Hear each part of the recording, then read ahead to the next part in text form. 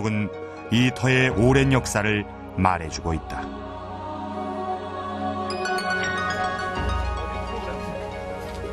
여기 이 각자가 천하 제일 복지, 천하에서 가장 으뜸 가는 복된 땅, 길지다. 태조 이성계가 한양 천도를 결정한 곳이 바로 이곳.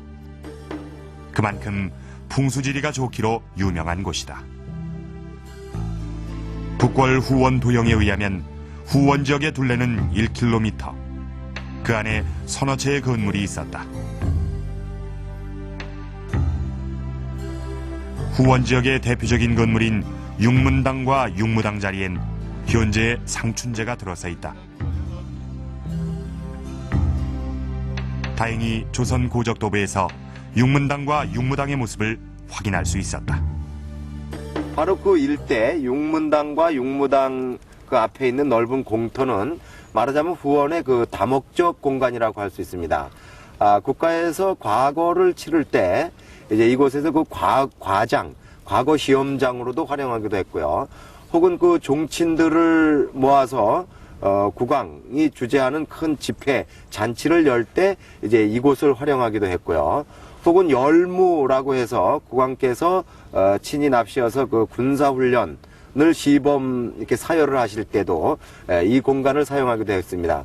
또는 시사라고 하는 상무정신, 그 무를 숭상하기 위해서 국왕께서 직접 그 활쏘기를 이제 그 문무 관료들과 고위 관료들과 할 때 이곳을 활용하기도 하는 등 여러 목적으로 활용을 하던 다목적 공간이라고 할 수 있는 것이 바로 이곳입니다.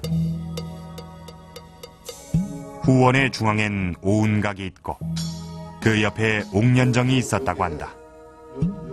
지금도 이 두 건물은 남아있을까?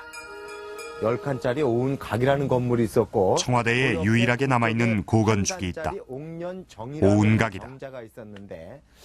그런데 오운각은 현재 오운정으로 이름 붙여져 있다. 오운정이라는 편액이 붙어 있습니다. 아마도 그 후대에 어떤 착오가 있어서 명칭에 좀 오해가 있어서 저런 편액이 붙지 않았는가 이렇게 짐작이 됩니다. 북궐 후원 도형엔 경농제 앞쪽에 특이한 무늬가 그려져 있다. 이것은 무엇일까? 경농제 자리엔 현재 청와대 영빈관이 서 있고 그 앞엔 넓은 뜰이 펼쳐져 있다. 경농제 자리에 이런 영빈관을 지으면서 그 앞에 넓은 마당에 말하자면 이렇게 쌓인 눈 위로 북궐 도형의 도면과 똑같은 형태가 드러났다.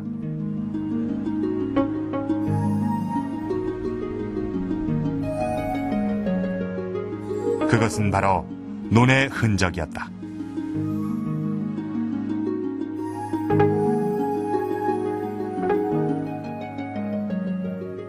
경복궁 후원에 그 논을 설치했다는 것은 중농주의, 농업이 기본 산업이었던 조선 왕조에서 그 국정을 총괄 책임지는 국왕께서, 임금님께서 농사에 관심을 보이시고 그 올해의 그 흉풍을 살펴보고 하기 위해서 논을 만들어서 이제 가꾸었던 것이고요. 가끔은 뭐 몇 번은 직접 와서 이렇게 농사를 지어 보시기도 하고 하는 그런 목적으로 만든 것입니다. 조선시대 신무문박 지금의 청와대 지역까지도 경복궁의 영역이었던 것이다. 지금의 청와대 지역을 후원으로 사용한 것은 고종시대였습니다. 임진왜란 때 불타버린 경복궁은 이 고종시대 흥선대원군의 주도로 다시 세워졌습니다. 중건되면서 이 건물수는 물론이고 궁궐의 영역까지도 훨씬 더 커졌습니다. 하지만 이 궁궐의 기본 골격은 창건 당시 그대로인데요. 자, 경복궁의 정문인 이 광화문에서 내전인 교태전까지 이 경복궁의 중심 건물들은 이렇게 일직선상에 놓여 있습니다. 그런데 이 정남향을 바라보고 있는 것이 아니라 동쪽으로 약 15도 정도 기울어져 있습니다. 경복궁의 북쪽으로는 북한산의 보현봉이 있고 남쪽으로는 관악산이 있습니다. 이 두 봉우리를 연결을 해보겠습니다. 경복궁의 중심축과 일치하고 있습니다. 이것은 우연일까요? 아니라면 왜 하필 경복궁을 이 자리에 세웠을까요?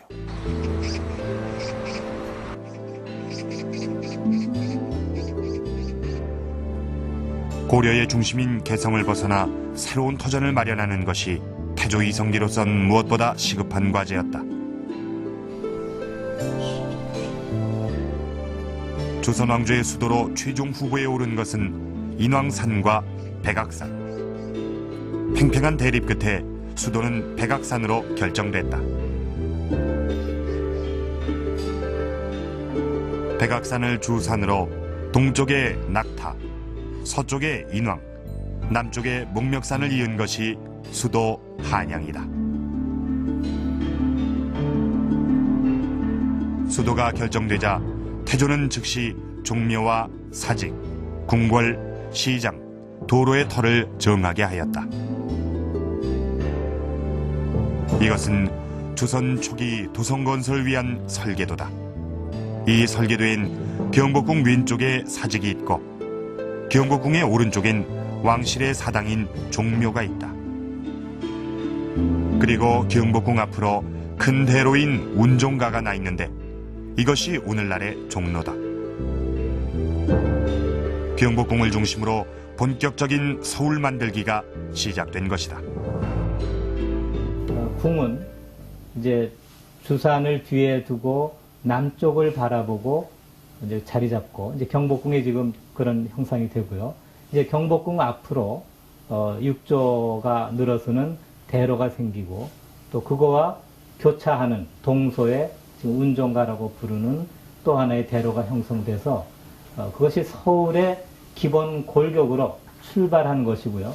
그 골격은 현재도 그대로 지켜지고 있는 셈이죠. 경복궁 창건은 조선왕조 최대 사업으로 각별한 신경을 쓴 흔적이 보이는데 농번기엔 백성들을 괴롭히지 않기 위해 승려를 동원했다. 경복궁이 창건된 것은 태조 4년인 1395년. 이것은 조선왕조가 새 왕조의 기틀을 잡기 위한 작업이 일단락됐음을 의미한다. 그런데 그로부터 300년 후 18세기 도성도엔 5개의 궁궐이 보인다. 왜 이렇게 많은 궁궐이 필요했을까? 창덕궁을 세운 사람은 태종 이방원이다. 경복궁에서 왕자의 난을 일으킨 이방원은 그 때문인지 주로 창덕궁에서 생활했다.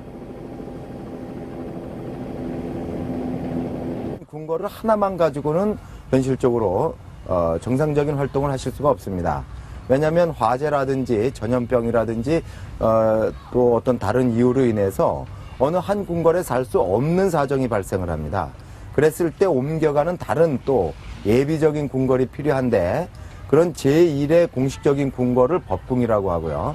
그 옮겨가기 위한 예비적인 법궁에 버금가는 규모를 갖춘 그런 궁궐을 이제 이궁이라고 합니다. 그래서 법궁과 이궁 크게 봤을 때 두 궁궐을 갖추고서 임금님께서 이곳에서 몇 년, 또 이곳에서 몇 년 하면서 이렇게 옮겨 다니면서 이어하면서 생활을 하셨습니다. 임진왜란 이전까지 법궁은 경복궁, 이궁은 창덕궁이었다. 임난 이후엔 법궁이 창덕궁, 이궁이 덕수궁이 되고 고종시대에 경복궁은 다시 법궁의 지위를 찾는다.